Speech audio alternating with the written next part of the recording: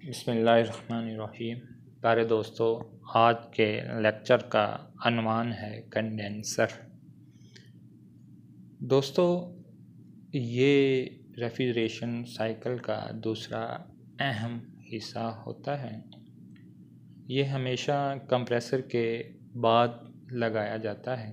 इसका काम कंप्रेसर से निकलने वाली ज़्यादा दबाव और ज़्यादा दर्जा हरारत वाली यानी high pressure superheated vapours refrigerant को ठंडा करना और इसे माया हालत यानी सब कोल्ड लिक्विड में तब्दील करना होता है।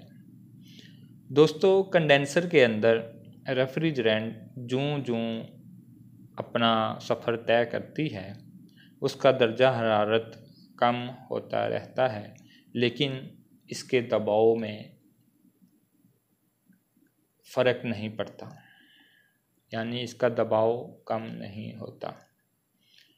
दोस्तों, आपने देखा होगा कि कंडेंसर पर अक्सर स्याह रंग किया गया होता है। स्याह रंग इसलिए किया जाता है कि ये हरारत को जज़ब करता है।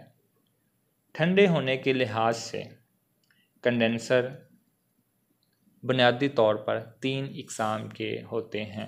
दोस्तों, नंबर 1 हवा से ठंडे होने वाले कंडेंसर, पानी से ठंडे होने वाले कंडेंसर, हवा और पानी दोनों से ठंडे होने वाले कंडेंसर।